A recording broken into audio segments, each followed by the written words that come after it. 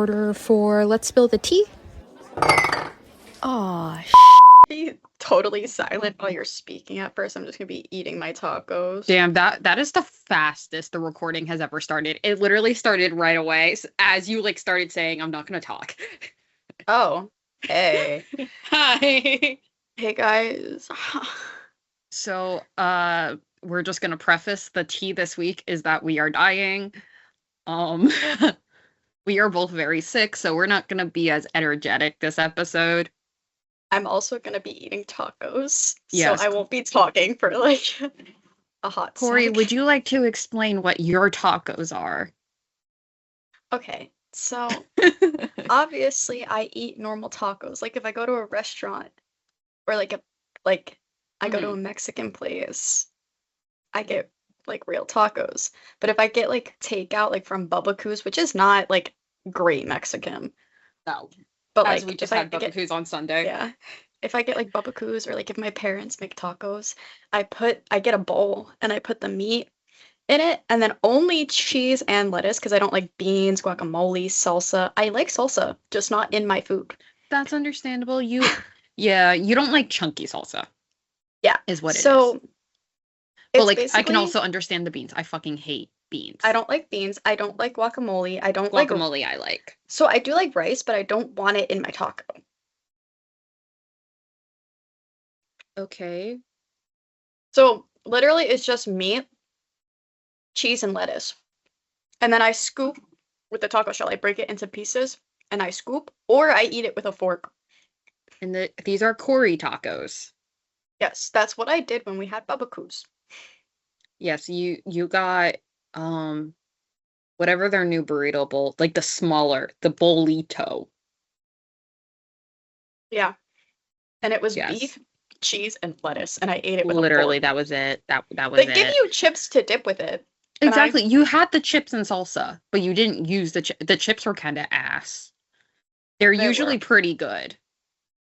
But like you even left them here and I was like, I know you're not turning around for these and I'm not going to eat them. I'm just throwing them right away. Like they're Yeah, in the they got trash. thrown out. So that's our life. Are you drinking tea? No, I have Gatorade and water so I don't die. I also just have water. Hydrate or dihydrate. Yay. Would you like to show, for those who are watching our TikToks, would you like to show your tacos? Yummy, yummy, yummy. That looks I like can't- dog food. It does look like dog food. I can't even eat it. You're like trying to like show me, being like, you want some, and I can't. You can pretend to eat it. But It's not. It's turkey. oh, it's turkey. Oh, then I'm actually fine. I can eat that. Every time you're like, I can't eat it, I'm like, it's turkey. I keep forgetting that like your family also can't eat beef. Yeah, I'm the only one that can. Yeah, which is such a wild concept to me. But no, it's very easy eating at your house. Yeah, it's always turkey. The hot dogs, the burgers, everything is always turkey. And you know what? It means I don't have to be like, I have a dietary restriction. When I go to your house, though, I'm annoying. No, you're not. I'm like, hey, I don't eat this, or this. You're still not as bad as some people I know. That's crazy. Like, you, first of all, you will always try. You'll try something new. Like, if I'm like, Corey, here's a piece of food that I like and you might like. Or, hey, we're going to a buffet. We're both going to get one new thing to try. Simple as that. And you try it. You might not like it, but you try it. I know so many people that refuse to try new things. Yeah. And they live off of dino nuggies and mac and cheese. Okay, at least I'm not like that. But mac and cheese do slap. I still don't understand why you're okay with mac and cheese and not just like melted cheese on something. Or like cheese flavored things. I have no clue. I really don't understand you. I don't like nachos. Which nachos?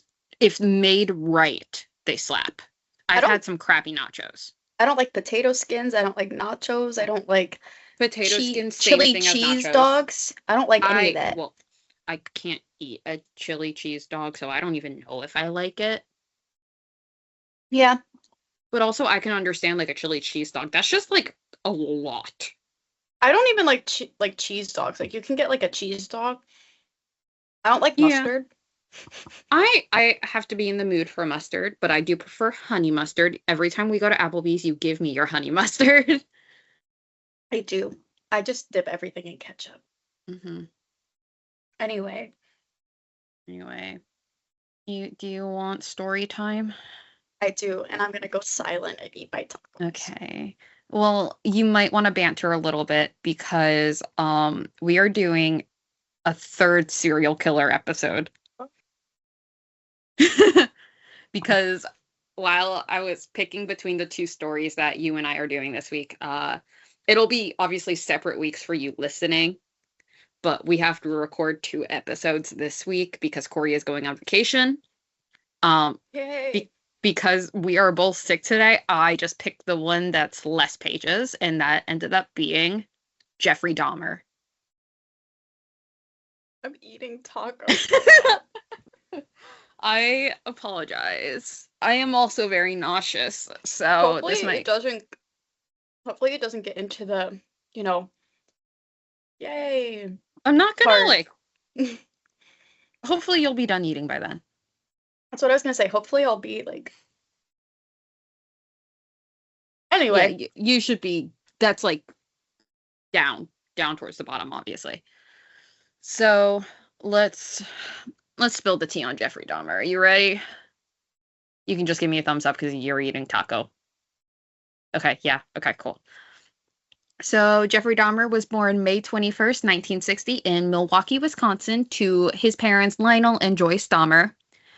He was described to be an energetic and happy child up until... I just heard a noise. Hello? I heard, you made a face, but I heard something like crash in the kitchen. Should I go check? You know what? That's up to you. I don't want to move. That's a lot of work. If they needed your help, they would scream. Mm-hmm. Probably. If somebody died, there would be yelling. Yeah.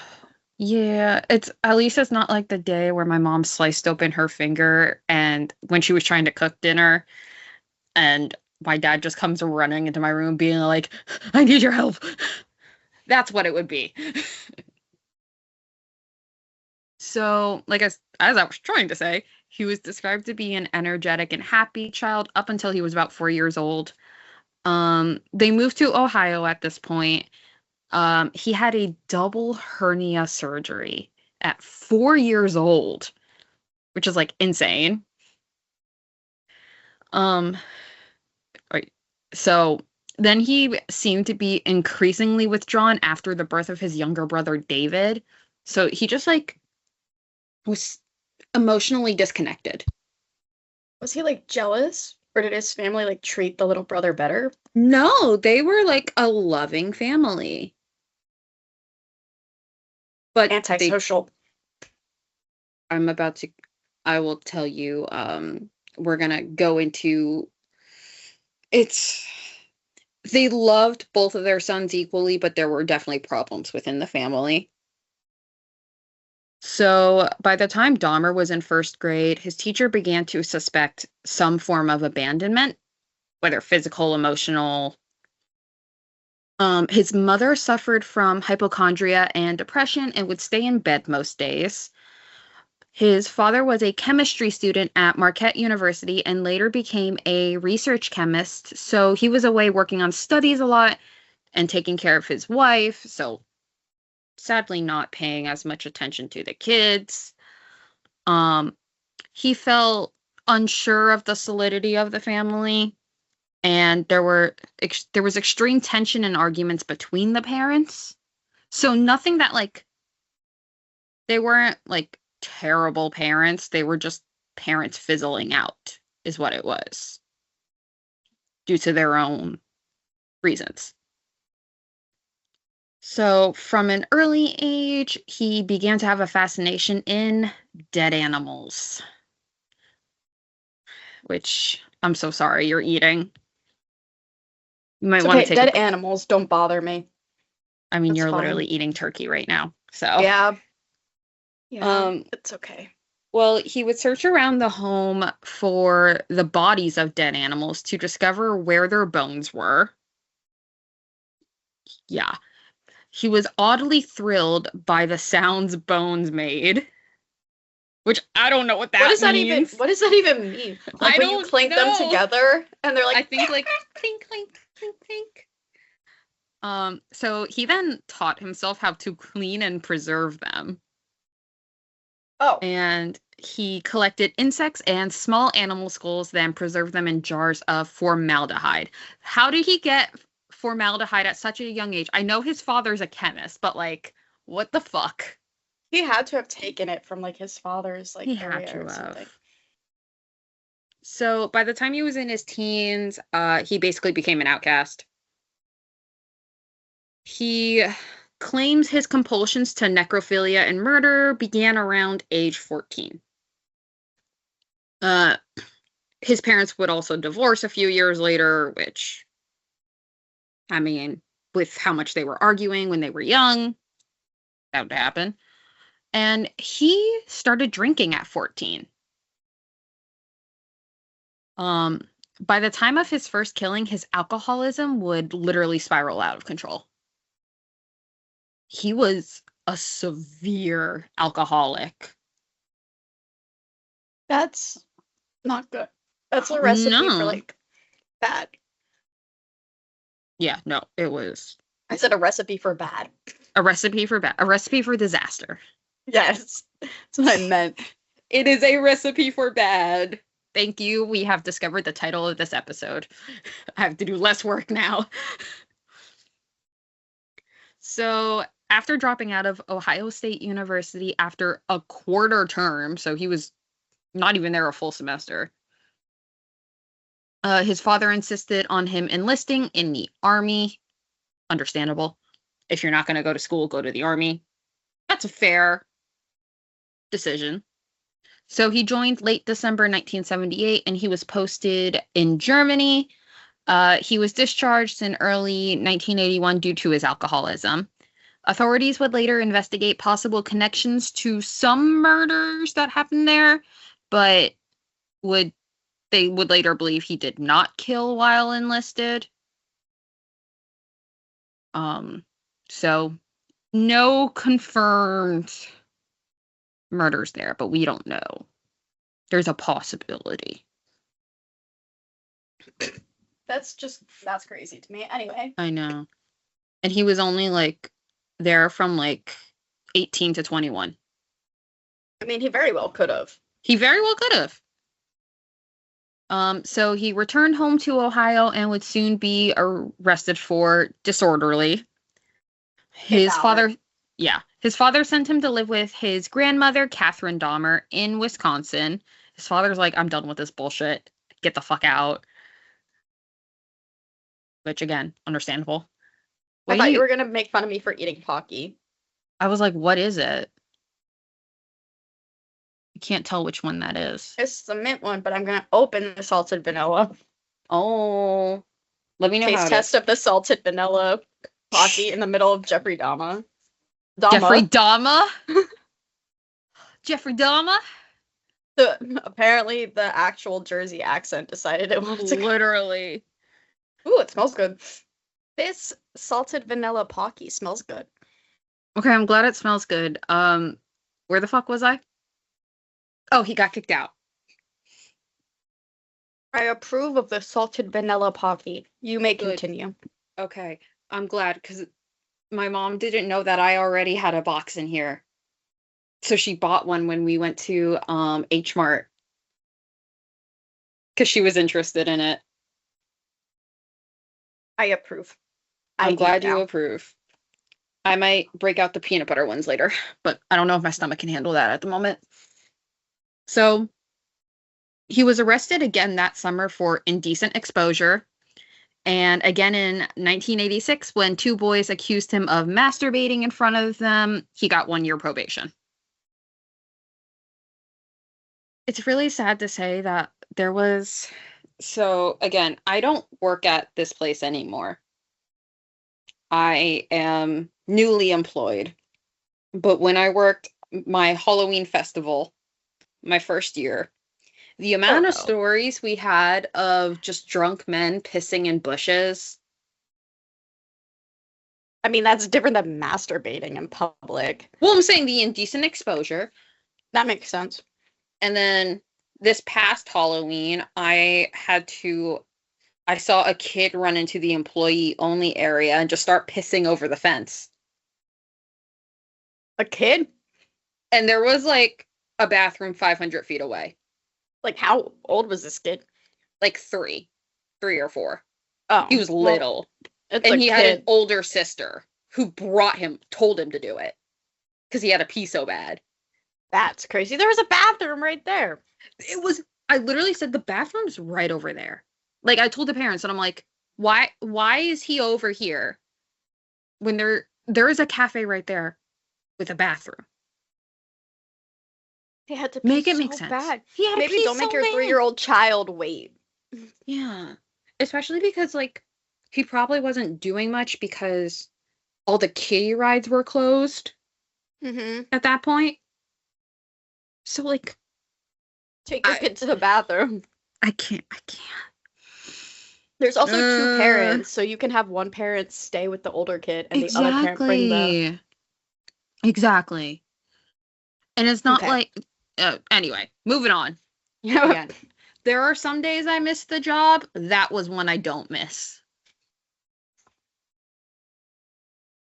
So, between 1978 and 1991, Dahmer would kill 17 men. Wonderful. And that is just what's confirmed. There's always the possibility of more. Yep. So, he would carefully choose victims who were less likely to be noticed if they disappeared. So, like, borderline criminals or what the FBI website listed as itinerant, which means they travel a lot. Like a so vagrant? Someone who... No. Or not a vagrant, like a gypsy. Kind of. Yeah, but like... But they just like to travel from place to place. It's not even like... It's like backpacking. It was more like that. Because... Yeah, it was just... They just like to move from place to place. It wasn't like... They moved with their family. They didn't have a set place. They didn't have a set place. And they wouldn't really have much family. Also was the big thing. So he would lure them into his home promising sex or money and then would strangle them to death. That was his MO. Wonderful. Pretty simple. He would then engage in... I'm sorry, you're eating necrophilia. And he kept photos and body parts as souvenirs. Now, we haven't even... Did you just say delectable? When I was about to say we didn't even get to the part where we know him mostly for. And that comes later down the line. See, you know, I'd be like... not grossed out by this yet. Like, low-key. Like, it doesn't get gross until, like, the end for me. Yeah. So, his most popular nicknames would be the Milwaukee Cannibal and the Milwaukee Monster. Yeah. Which is what I was trying to segue into. We love... He has nicknames. We love having a nickname. Which is not a good thing if you're a criminal. No, it means that you're notorious. Exactly. So he always struggled to keep a job, and he frequented gay bars and bathhouses and would give partners drinks laced with sedatives. Yay. Not yay.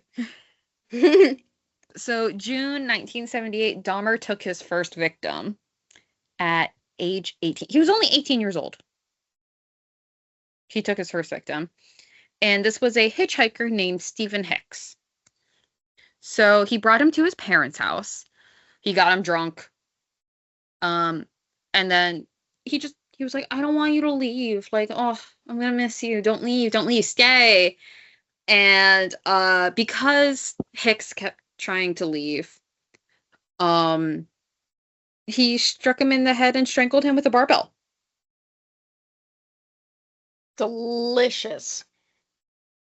He then dismembered the body, put it in plastic bags, and buried it behind their home. I said it, buried him. I don't know why I said it. That made me feel Buried bad. the remains. Buried the remains behind the home.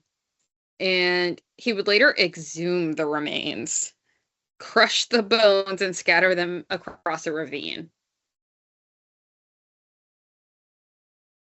I think Bit that's much. that is a bit much. Two, I think that's a good time for me to go see what my dad wants because he's screaming for me repeatedly downstairs. Oh? Yeah, maybe go figure that out. I'm taking my plate with me. Probably a good idea.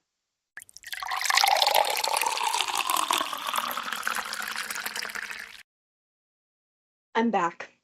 What was that all about? My dad and Cindy were giving me stuff for vacation, and apparently that warranted me having to go immediately. Ah. But I also grabbed a tortilla. Just a plain tortilla. Yeah. You're just eating a fucking tortilla. I can't with you sometimes. Sorry. Oh my god. Anyway. So, yeah, that happened. And he would not kill He would not kill again until 1987. So, damn. He waited 9 more years to kill again. I mean, wasn't the first one kind of like It was not like, spontaneous. yeah, I was gonna say it wasn't like premeditated. So like he wasn't like, I'm gonna kill this No. man. So maybe like he was thinking about it all that time, but he was like, I know it's wrong. But then he just didn't care anymore. Yeah, pretty much. So his second victim is Stephen Tuomi. He checked him into a hotel room and they drank together. He woke up to find Tuomi dead with no recollection of the previous night. Oh, perfect. Yeah. He would later tell police he intended to only drug him, not kill, and he, quote, could not believe what happened. Bro. I feel like you definitely know what happened, bro. Yeah, just maybe. Just maybe a little bit. So he bought a large suitcase to move the body to his grandmother's basement. Where he would later dismember and masturbate on the corpse. Before disposing of the body, of course. And he kept Tuomi's head wrapped in a blanket for a week. Are you sure you want to keep eating that tortilla? I used to listen to true crime podcasts while eating scrambled eggs. I mean, that's so valid. I still listen to true crime podcasts while eating. Yeah. So, the only part that, like, it's like if... Honestly, I actually don't know what can actually make me grossed out. We're gonna have to do an experiment one day. Find out what grosses Corey out. God. What can make I don't Corey think I want to be a visceral? part of that. I don't think I want to be a part of that. So, he claimed after his second killing, his obsession went into full swing, and he didn't even try to stop after that. He was like, nah, this was my awakening. This was my calling. Bitch, literally. What? So he would actually kill 2 more before his grandmother forced him to move out in 88. She never knew of the killings, but was tired of his drinking, bringing young men home, and the foul smells. Gee, maybe he should figure out what's causing that smell. Yeah. Maybe it all is linked together. So his third victim is James Doxeter from October 1987. He was 14 years old. Oh. He was lured into the basement by promising $50 for posing for nude photos, which fucked up. I mean, I think he was posed for nude photos, just not while alive. Probably. He was drugged and strangled, and he was disposed in a similar fashion to Tuomi. His fourth victim would be Richard Guerrero in March 88. This was his last victim while living in his grandmother's house. They met outside a Milwaukee gay bar and offered $50 to go home with him and spend the night. Bro, do you actually have this $50 though, is the question, because you're not working. He probably steals it off of the victims. Probably. If they have anything, like their spare change and stuff. And he probably sells their belongings. Would not be surprised. So he was drugged with sleeping pills, then strangled and enacted a necrophilia. Why are you showing me a tiny tortilla? It's very square. Okay. As you're talking about necrophilia. So Look at this square tortilla while I talk about this. Sorry.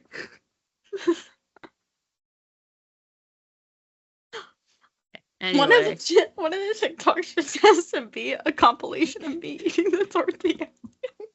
And when I'm saying like disgusting facts, yeah. It's just gonna be eating while I'm talking about gross shit. Honestly, there's probably a minute's worth of me showing the tortilla. Oh, 100%. So he dismembered him within 24 hours, but hiding the bodies was becoming more difficult. Again, the foul smell of the basement. Yeah, that's kind of gross. Yeah. So in September 1988, very early on into living at his new apartment, Dahmer lured a 13-year-old, claiming he wanted to take nude photos of him. He was charged with sexual exploitation and second-degree sexual assault. He pled guilty, claiming he thought the boy appeared older. I'm sorry. Okay. This is a fucking 13-year-old. You can't play it off like he was like of age. He's too young to look of age. Exactly. So, while awaiting sentencing, he would use his grandmother's basement to lure 24-year-old Anthony Sears in March 1989. He was still welcome in his grandmother's home. He just wasn't living there full time anymore. So Sears was an aspiring model. They met at a bar. He was drugged, strangled, sodomized, photographed, dismembered, and disposed. Sodomized? Yes, he was sodomized. That might be the one thing that grosses me out. Well, there we go. We found it, guys. This was his first victim that he would keep souvenirs for long term. He kept and preserved his mummified head and, I'm so sorry, genitals in a wooden box. Yeah. Did he like use the genital? I'm sorry, I can't ask that. That's I really disgusting. hope not. I know what you're asking, but I really hope not, because I would throw up.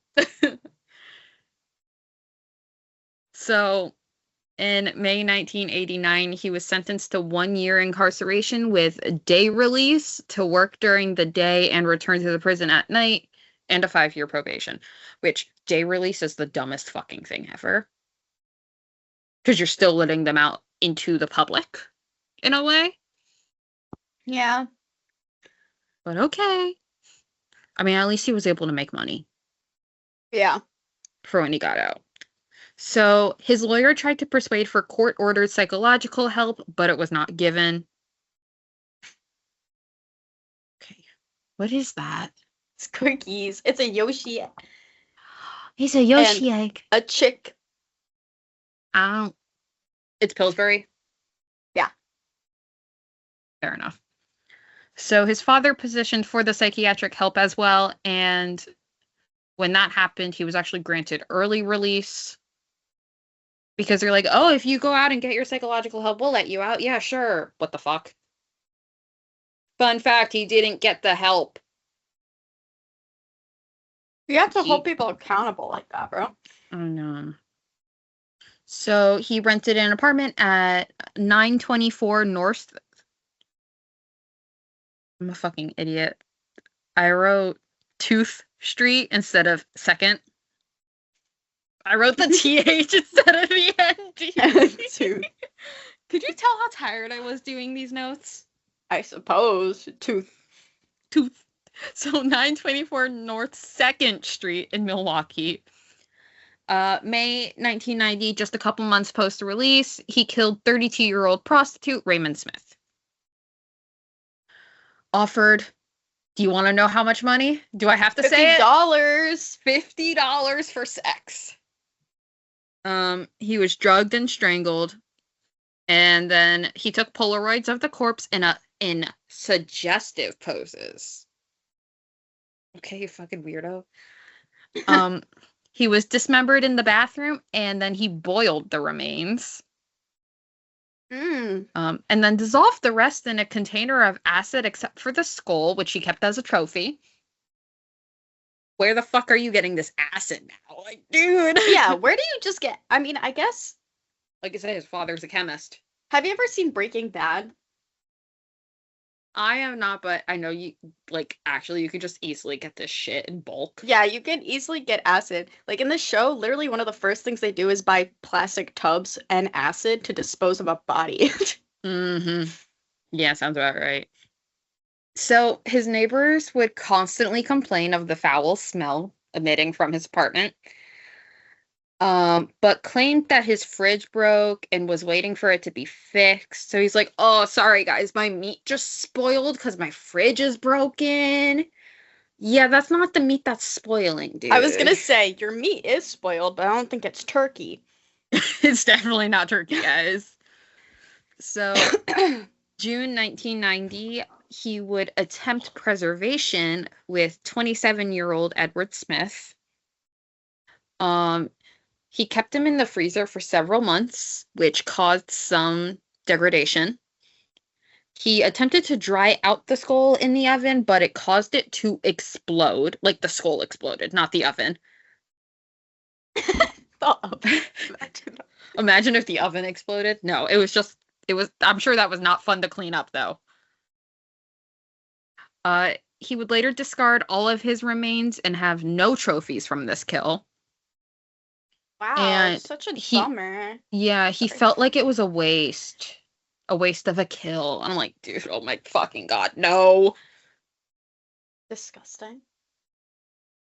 So now we're getting to the point where Dahmer would start to change up his post-mortem rituals and begin experimenting more with chemical disposal and flesh consumption.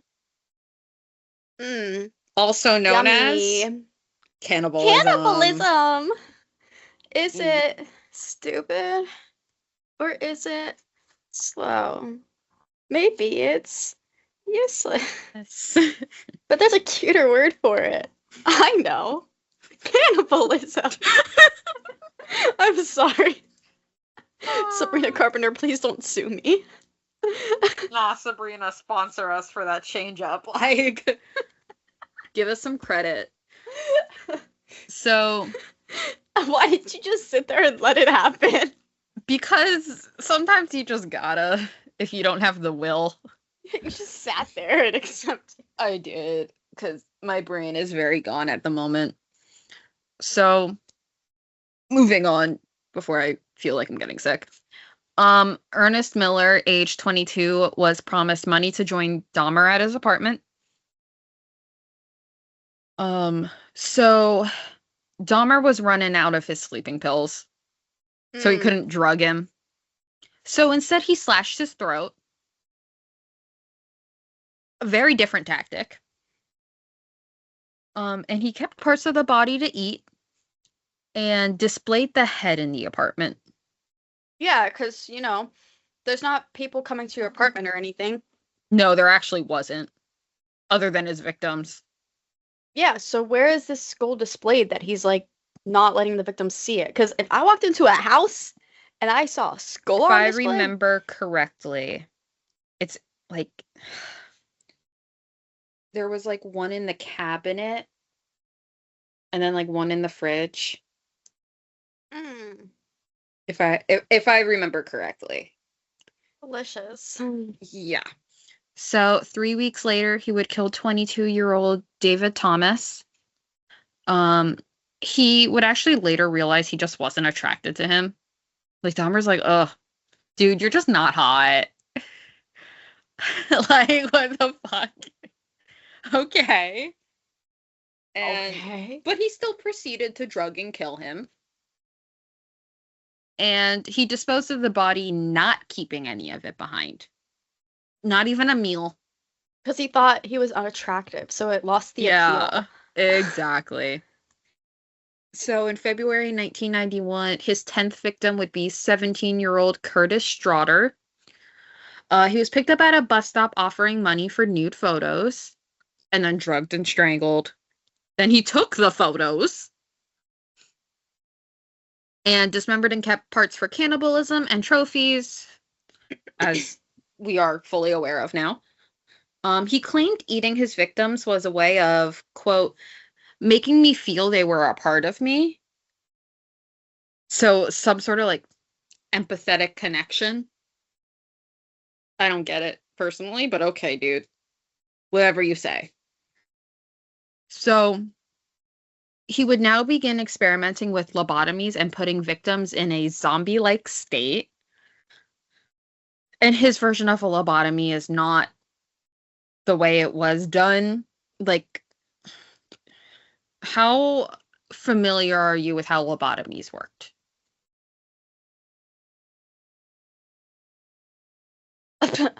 I know, it's such a weird question. I mean, like, I know how they worked, but when you said lobotomy at first, the reason why my face went that way is because I didn't think of lobotomy.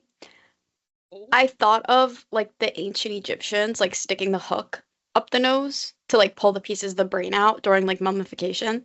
Oh, that's gross, too. Yeah, which is not a lobotomy, but No. that's what I thought of, and that's why my face was like, how do they... He did not do it I'm putting this in air quotes, the medicinal way. Obviously, because he wasn't a fucking doctor. But how they did it back then, obviously, lobotomies are fucking illegal now. Yeah. Which, as they should be. Basically, again, I am not a doctor, so I don't know the proper medical terms. They basically, like, took an ice pick into the corner of your eye and, like, so it went from behind your eye into your skull. So they would, like, tap it to get to your brain. And yeah, he did not do it that way. He did not go through the eyeball, or the side of the eyeball, so to say. Yeah, they basically went behind your eye and just... I'm surprised they didn't hit any optic nerves. Yeah, eyes gross me out.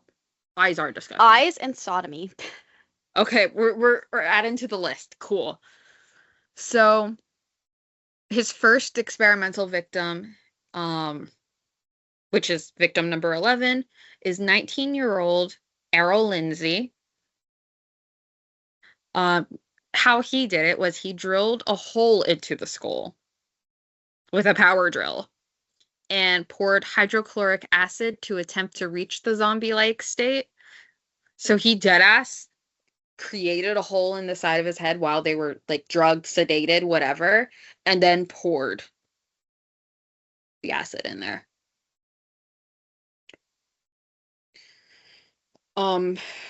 So Lindsay would regain consciousness and then was drugged again and strangled because he did not reach that state that he wanted. He was very experimental with his ways. Let's just put that out there. I know this is disgusting. Anyway. So he then filleted the corpse to keep the skin. Did you say fillet? Like Flayed. a steak? Flayed. Oh, I was like a Which steak.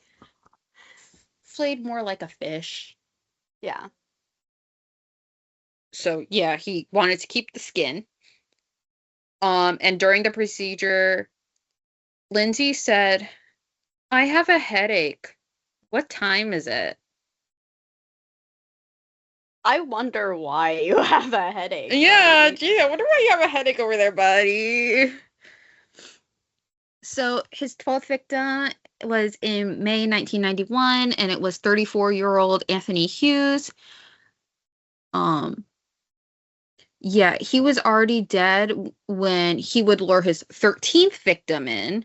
Like, Hughes was still in the apartment, like, fully, like, just dead on the ground, not dismembered, not anything, when he lured 14-year-old Conorak Synthesomphone into his apartment. Synthesomphone was drugged and photographed. He drilled into his skull and poured acid into the wound. And then he left them alone in the apartment for a few hours. Like, dude, that's so fucking smart. Leave your victim who's still alive in there. Yeah, that's smart. So Dahmer would later find a groggy Synthesomphone outside the apartment building with 3 women. He would attempt to lure him back inside, but the women already had called the police. He said he was his 19-year-old boyfriend, and they had an argument after drinking too much. He showed the photos he had taken to prove of the relationship. And officers left marking it as a domestic dispute. Great liar, apparently. Mm-hmm. And then he left Synthesomphone, and they left Synthesomphone and noted the odd odor, smell. My brain is fucking fried, bro. So he then once again drilled into his head and poured more acid into the wound, which actually killed him. Which, how do you even, like, how do you, like, what's the cause of death labeled as? Acid to the brain? Brain injury? I guess brain injury. So coincidentally, do you remember that 13-year-old Dahmer molested and, like, was a survivor from earlier? And this is the one he was previously arrested for. It was Synthesomphone's older brother. So he got brothers. One survived, the other did not. But they were both victims of Dahmer. That's gotta be some crazy, like, coincidence. It's, like, I didn't make the connection at first. I was like, oh, that's why I didn't say the name of the first one. Because I wanted to surprise you with that.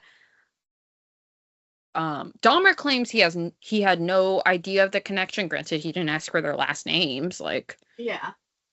But that's crazy, though. It's insane. So but still, just to think, like, that your younger brother did not survive the thing you survived. That's really sad. It is sad. So he kept the skulls of Hughes and Synthesomphone. And had police done a proper search, they would have found Hughes and Synthesomphone would have been alive. If they had actually searched the apartment. Yeah. And we wouldn't have, like, I think it's like 3 more victims. Yeah. So, June 1991, 20-year-old Matthew Turner was killed while in Chicago. So, Dahmer convinced him to travel to Milwaukee for a photo shoot. He was drugged, strangled, and dismembered. He placed his head and internal organs in plastic bags in the freezer. Again, going back to the preservation skills. And he would then take another victim from Chicago on July 7th, 1991. Oh, sometime in between July 7th and 19th. We don't have an exact date.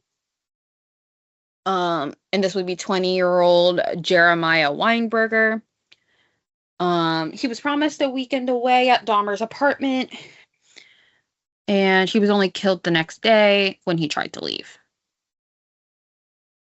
Days later, he lured 24-year-old Oliver Lacey with a promise of a nude photo shoot. He drugged and administered chloroform over the course of a day to keep him alive but unconscious. He was strangled and then enacted in necrophilia. He stored the head and heart in the fridge and the skeleton in the freezer. Like, he did ask, like, he just to the bone. I don't know what he did with the rest of it. As in the flesh and muscles. Oh, I forgot he has the tubs of acid, yeah. You're right. So his final victim that he killed would be 25-year-old Joseph Bradhoff. His final victim would be 25-year-old Joseph Bradhoff. He lured him in after getting fired from his job. And after Dahmer got fired. Sorry. He strangled him and laid the body in the bed for 2 days. Which, that's just disgusting. And placed his head in the fridge. Corpse. Literally. So, on July 22nd, 1991, a man ran out of Dahmer's apartment, flagging down 2 Milwaukee police officers. He had handcuffs attached on one wrist, and this was 32-year-old Tracy Edwards. He told officers a freak tried to cuff him and spent most of the evening trying to escape captivity. Edwards was invited to his apartment and immediately noticed the foul smell and stacked boxes of hydrochloric acid. Acid. I can't even talk either. We're both struggling today. After placing the one cuff, he took out a knife and led him to the bedroom to take nude photos. When Dahmer had his attention elsewhere, Edwards punched him in the face and was able to flee and get police's attention. Because dumbass said, here's one cuff. I'm not going to, like, put the other somewhere where you're going to be stuck. Yeah, no. No, he was just wearing one cuff dangling. He apparently trusts his victims not to run away, which I don't know why you would trust them for that, but I don't know either. So police went to investigate he also didn't sedate this victim. Yeah, that's even weirder. Exactly. He was losing the thrill. He needed them awake and alert. I think, like, if he would have sedated him, he probably would have killed him, because the fact that he probably didn't put the handcuffs, like, if he used handcuffs on other people, he probably didn't put them on all the way because he knew they weren't going to run away. Yeah, fair. But, like, he wasn't sedated, so he probably did the same thing he always did, just without the sedation, and it let him get away. Probably.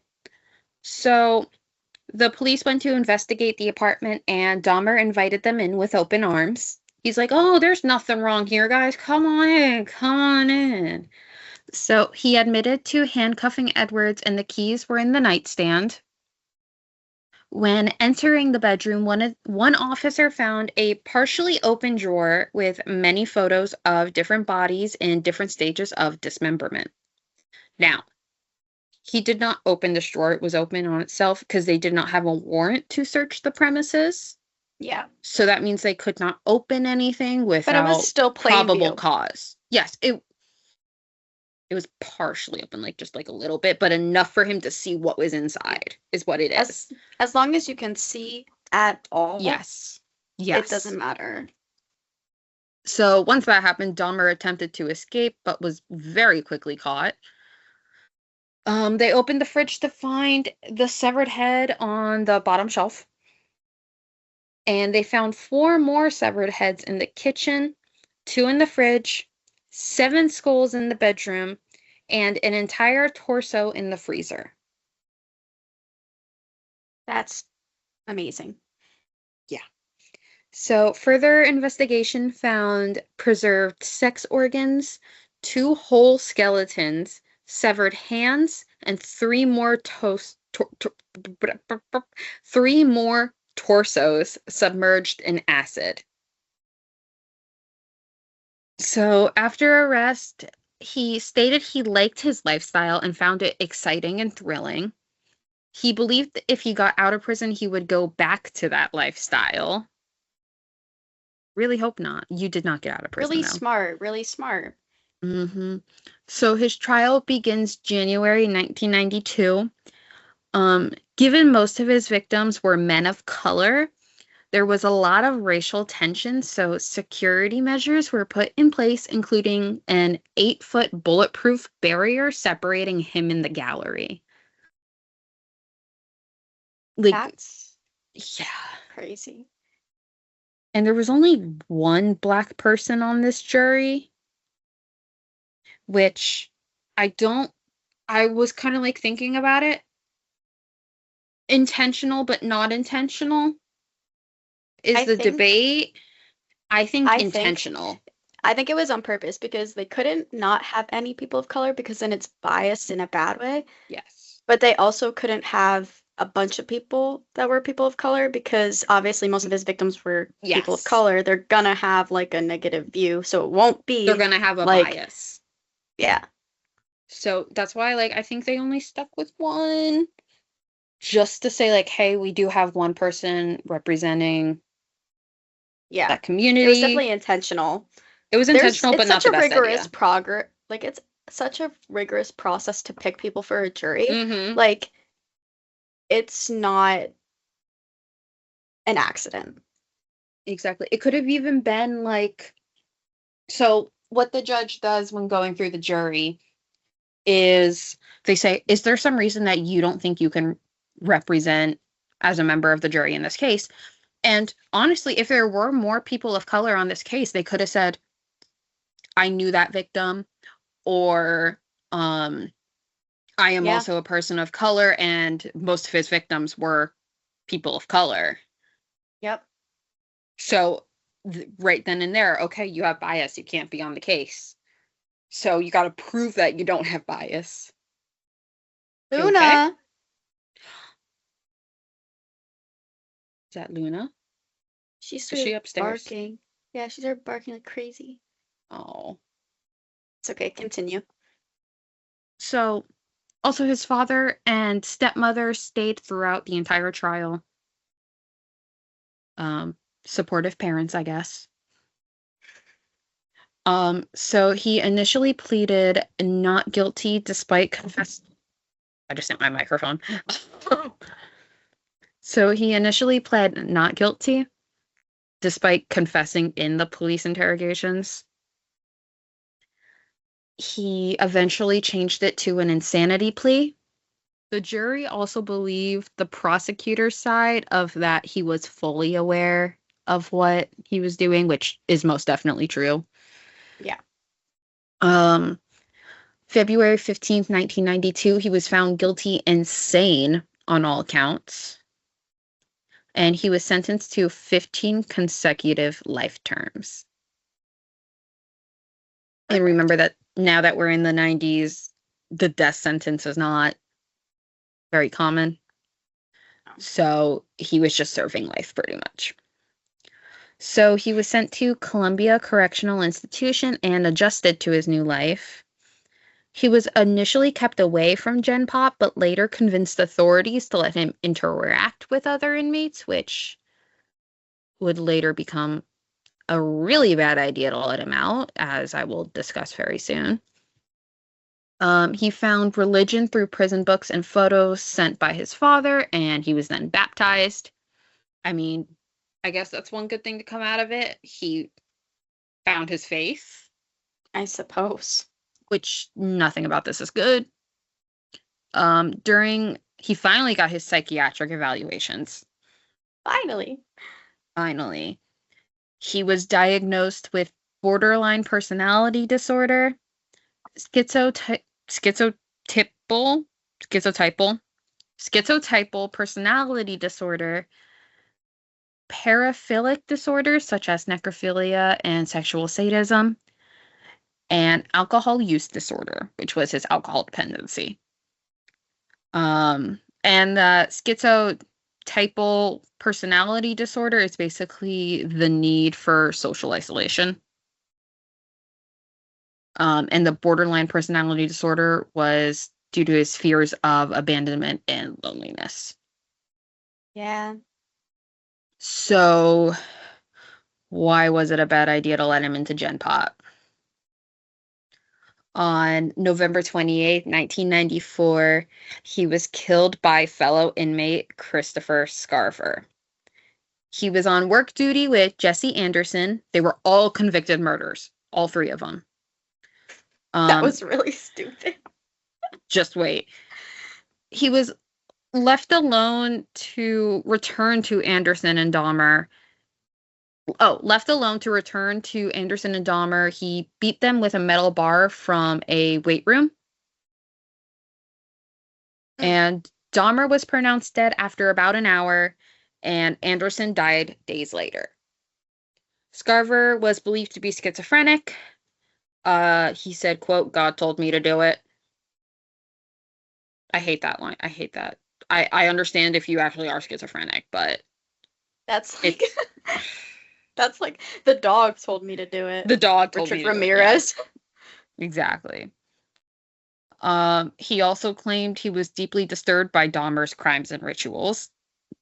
Understandable, you can be deeply disturbed by it, but it does not warrant you killing someone. Yeah. And apparently Dahmer also would antagonize other inmates by shaping his food into limbs. So Scarver felt very intimidated. That's kind of, I know I shouldn't laugh, but it's kind of funny. Like, bro's a rage baiter. He really was. So, yeah, he died because they let him into Gen Pop pretty much. I mean, yeah. So in 1996, a group of businessmen bought the items used for his crime, such as blades, saws, cuffs, and his fridge, for $400,000. Why do you want that? I have the answer, actually. It's got some bad energy. They destroyed them to distance the city from the horrors. Oh, okay. So they did right by it. I was gonna say, that shit's got some, like, bad energy. Like, why would you want that? Yeah. So his apartment still stands, by the way. Can you visit it? Well, in August 2012, Chris Butler purchased the home where his first murders were, as in his grandmother's home, and claims it will make a great home if the buyer could get past the horror factor.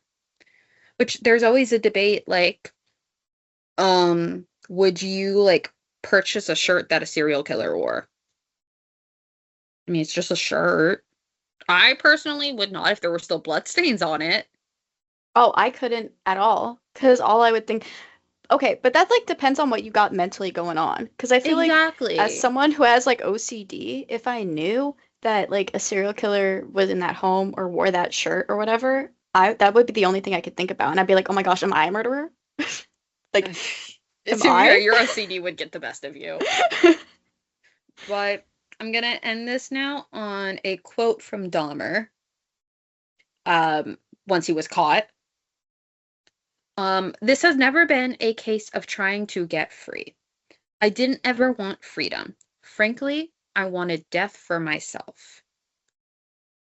Wonderful. So that just, like, the reason I chose this quote to end it on was because, like, it just shows, like, what was going through his head, kind of, like, how his mind was working. Like, I don't want to say, like, he was not suicidal. but he had a connection to death, and he took it the wrong way. There should be any way you have a connection to death. Don't get me wrong. Not in that sense. Oh, But yeah, that's the tea on Jeffrey Dahmer. nice. I don't know how to feel now. I still feel sick though. I don't think it had anything to do with Dahmer. I'm just sick. Like, I'm genuinely sick right now. We're both just a little dying. I'm shifting myself around because I don't want to be like my back facing my dresser. Oh. Okay. You'll understand why soon. You know, the thing that like really gets me though is that like obviously, as we know, I am mentally ill. I have OCD, okay? Yeah. When I've we known talk that about for a while, bro. Yeah, you have, but like, you know, when we talk about like when I talk about certain things and like they're readily available to me, like if it's like a paranormal thing that you can summon and like the way you summon it is like readily available to me. Like if I look at that thing, the only thing I'll think about is like I need to summon it right now. I need to summon it right now. And it's just not a good thing. No, it's not. Also, don't mind me crocheting. It's the only thing keeping my stomach from turning right now, oddly enough. It's okay. But so I think you would rather me do that. Yeah. But anyway, that's why my back is now facing my dresser. Okay. Yeah. Yeah. Do you want me to just get right into it because we both hate our lives right now? Sure. Okay. Just jump right in. So we're going to talk about something that you've actually asked me to cover before. Wait, if you said it involves mirrors, are you doing fucking Bloody Mary? I didn't say it involved mirrors. I just said I didn't want to look at my dresser. But I know your dresser, so is it fucking Bloody Mary? Yeah. I knew it. But the only thing is that, like, I actually thought there was more lore and stuff for There's her. really not a lot of lore. There's barely anything. Like, and like most folklore and like stuff like that, you have like variability within like how to summon it and like how to do that. There's almost no, like, it's like set. Like this thing is super short. That's why I said when it's like the shorter one and it's like one of the shortest ones I've done. Like it's very like not a lot of debate. Yeah. So I was hesitant, you know. Yes. When you first asked me, because of what I explained before, because now every time I'm doing my hair in the morning, I'm gonna be like, is she here? But I'm doing it because it was on my list. And you know, I haven't done I've done a lot of houses recently. Gotta move away from it. Yeah. So we're gonna go right into the origin. Okay. So the most popular origin story is of a woman in history named Mary the First of England, and her literal nickname in life was Bloody Mary. Yep. So this stemmed from the amount of Protestants she executed during her lifetime. She's said to haunt mirrors because of the blood she shed in life. So that's literally the most fleshed out like origin we have. Yeah. There's smaller, like less developed origins, but they're not widely accepted at all. Like the most widely accepted one is Mary the First of England. But the smaller, less developed ones of her, obviously mirror rituals, you know, they feed into it as well. Yeah. You know, mainly the ones where like women would look in the mirror and see their future husband's face. And then like those traditions like kind of twisted into something darker. And then it kind of combined with Mary the First of England to make that. But there are a few other theories that are a woman executed for witchcraft is Bloody Mary. A a mother who lost her child and went mad, or a spirit, just random one, is trapped in a mirror after a violent death. Just a random Mary. Yeah. That's the one that they use in Supernatural, actually. There's an episode about her. Yes. And they use it like a violent death one. Yes. That's the one that they use. And in America. Sorry. No, what are you gonna say? They American Horror Stories, so the single episode stories, not the whole seasons. They did a Bloody Mary one, and it was an ongoing curse that if like you didn't give her something for her answering your wish, it was a very weird adaptation. Like you could be the next Bloody Mary pretty much if you didn't do what she wanted you to do. Oh, that's horrifying. Yeah, that season was interesting. No, sorry, episode, not season. Hey. In American folklore, but like obviously it's very common among young kids. She became a mirror-bound ghost that you can summon. It's honestly kind of like a dare in America. Yeah. Like I remember being a kid and people would like dare you to do it all the time. I never did it. I never did it. Like I refused to. But like no one ever asked me to. Oh, I remember when I went to school, everybody was like, do it, go into the bathroom and do it. And I'd be like, no. Who do you think I am? Growing up where you grew up, yeah. Like, you're stupid. Just after dance class. Yeah, absolutely. The giant mirror. But, anyway, we're already going into the actual ritual. Alrighty. So the classic Jumping version. right into it. Yeah, like I said, there's not a lot of debate for her. No. So the classic version. But wasn't there? Sorry. It's okay. You said Mary the First of England. Wasn't there something about Mary of Scots being Bloody Mary as well? I didn't say anything. Okay, because maybe I'm confusing it because I know Mary of Scots more than Mary the First. Yeah.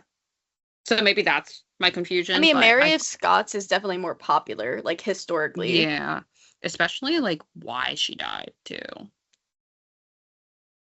I just think... And how long her execution took. I mean, I think it's more likely Mary the First of England because of her actual nickname in life. Like, it's that literally makes the most sense. Don't get me wrong, that makes the most sense. Yeah. I just could have sworn someone told me something about Mary of Scots being Bloody Mary, but I could just totally be dumb. I mean, it might have been, but I didn't say anything. Okay. But the classic version to summon her is very simple. So you go into a dark bathroom or a room. It doesn't have to be a bathroom, but usually bathrooms are the rooms that have mirrors. Yeah. You light a candle. That's sometimes optional depending on who you talk to, but it's very common to light a candle. Well, because you're supposed to turn off the lights. Yeah. You stand facing the mirror by yourself and you chant her name. I'm not going to say it because I have OCD and I'm going to lose it. But you chant her name 3 times is the most common, or sometimes 7 or 13 times. When I was a kid, I was always told 3. I was always told 3. But I saw a couple sources that said 7 or 13. Don't know where 7 comes from, but 13 makes sense. 7 is a lucky number, while 13 is very unlucky. Well, I know 7 is lucky, so it just didn't make sense to me. So some of the variations of it add spinning in a circle between your chanting. Or saying different phrases that would coax her out. Okay. Everything okay? Yeah. My microphone somehow like moved. Anyway. The key idea is that you're calling her attention to you through that repetition in darkness. Mm-hmm. So how she appears, so at first, it seems like nothing's happening. So you honestly might think that you did the entire thing wrong. But slowly, the reflection starts to look wrong. Shadows deepen around your face, and a second face seems to form over yours. She may appear behind you in the mirror, replace your reflection entirely, or emerge from the darkness of the glass, but it's usually very gradual, like she's pushing through rather than popping up. Mm-hmm. So, descriptions do vary based on her appearance, but there are a lot of common threads. So, she is said to be pale or corpse-like, with hollow, black, or bleeding eyes. Her I hate hair the is, bleeding eye part. I hate it. yeah, Like you said, you have a thing with eyes, so do yeah, I. I hate it. Her hair is long and dark, hanging forward, and she has blood smeared across her face or dripping from her mouth. Sometimes she is said to be rotting or partially missing her face. Hate it. So in some versions, she's said to look like a burned woman, a distorted figure, or even a normal woman whose face suddenly twists into something disgusting. Mm-mm. Yeah. So what does she do? You know, Mary does some genuinely freaky fucking things. Yeah. I would shit my pants. I shit my Mhm. pants just thinking about her. You do. But Not actually. No. I'm like actually like anxious right now. God. I'm like avoiding looking at my dresser entirely. You're okay. I hate like guys. If you have OCD, please sympathize with me. We need sympathy. So she very well might just watch you silently, but it's very rare that she just watches you and does nothing. What she typically does is scream or shriek loudly. Yep. Lunge towards the mirror. She can scratch your arms or face, because sometimes people claim to find marks on their body after. Mm. This is definitely more folklore, but she is said to be able to pull you into the mirror. Or curse you. That's what I was going on. The pull you into the mirror where like you would take over as the next Bloody Mary. Yeah. That was that episode. Okay. So No, she you is will said not be the next Bloody Mary. she is said to attack for a variety of reasons. There are 3 that are the most common. So one of them is she was wronged. So she will lash out at anyone who summons her just because she was wronged while she was alive. The second one is that you provoked her. So saying her name is sometimes seen as disrespect. Yeah. Or she needs something. So some versions say that she wants to take your place. So she'll try and take it from you. Girl, And that's good luck. And that's literally it. Just life sucks. Yeah, that's literally all. Huh. I mean, it ends just as quickly as it begins. It's very short. She Yeah. vanishes suddenly. The candle might flicker out. Sometimes it doesn't. And the mirror returns to normal. It is said that turning on the lights will end it immediately. Breaking eye contact makes her disappear. Or if you panic and leave the room, she cannot follow you. But more dramatic versions claim that she lingers if you don't dismiss of her properly. And it says that she might stay attached to the mirror afterward. Okay. Yeah, I've heard that. So, according to the legend, people report various lingering effects after the encounter. These include feeling watched, especially when you're near mirrors, nightmares that involve her face, seeing her briefly in reflections afterward, not just in mirrors, but in puddles, glasses, anything that has a reflection. Yeah. They'll sometimes have unexplained scratches or marks that come up randomly.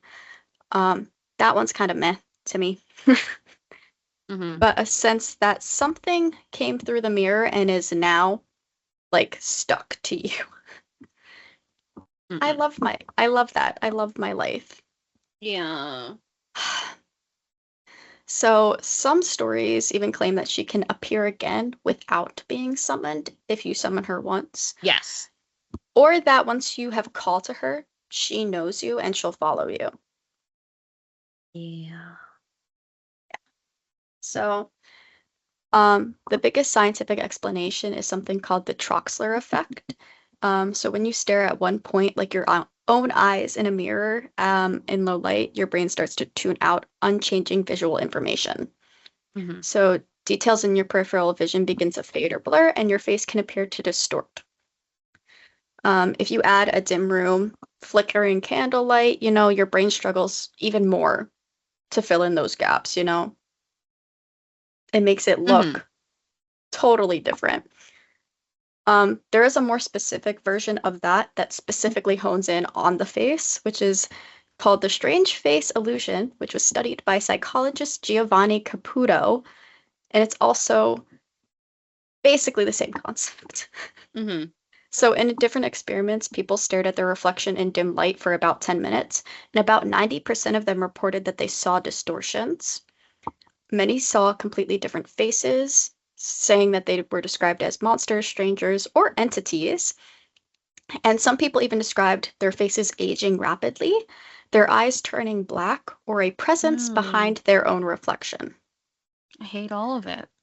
So that lines up almost perfectly with her descriptions. Yeah. So that's the most common explanation. There's also this explanation that we talk about in almost everything, where once you feel fear, everything feels more, Everything feels more yeah, alive. Your heart rate increases, you become hyper aware, your brain looks harder for different dangers, even if there isn't any. So you'll think that you see something, you get scared, and everything just makes it more intense. So, Yeah. Oh God. so obviously, those are very clear explanations. I personally, even though I don't really believe in her, as someone who can't help but think about things over and over, I can't help but hate the idea No, because, that's fair. like, repetition, like, when you have to repeat things to summon them, it makes me nervous because I think about it consistently and often and like over and over. So I get freaked out that I'm gonna repeat it on accident. Yeah. But she was really straightforward. The legend is so pinpointed that It's like X, Y, and Z done. It doesn't take much to discuss her. That's why I said it was so short. It was probably like 20 minutes. Like honestly, yeah. It's really short, but it's because the legend has been around for so long. Like it's just been like narrowed and narrowed and narrowed. And usually it gets wider and wider, but hers went the other way. It went. I do obviously believe, that Mary First of England was a real person. Like, well, yeah, I'm not there had denying to be the fact that she was alive. Yeah, but like, I don't think that her spirit is stuck in the mirror. No. Like, I don't think that her spirit is stuck. I don't think so either. As someone who's going to sit and think about it, I'll let you know. I'll let you know if she pops up in my mirror, okay? Okay, cool. Just let me know if she takes your eyeballs. Oh, please. God, no. All right, we both feel super, super sick, so let's wrap this thing up. Corey, do your spiel. Oh my gosh. We still have not been able to change the TikTok the month at this point of recording. Been over yet. We're almost there. Almost. I think we can change it on May the 4th. I think that was the date they gave us. We can change it on Star Wars Day. Guys, may the 4th be with you. Yeah, no. Anyway. Not like that. The Instagram is Let's Spill the Tea Pod. Our Gmail is lstt.pod@gmail.com. I'm going to go into the TikTok because I don't know it off the top of my head. It is Let's Spill the Tea.0304. Yes. There's link trees. Yep. Find them. Use them. And if you are listening to this, you will see a video of me eating tortillas. If I have the energy to edit it. But yes. Anyway, I think I'm going to cry now. Okay. I think we spilled that tea. The very sick tea, but it's okay. Goodbye. Bye-bye.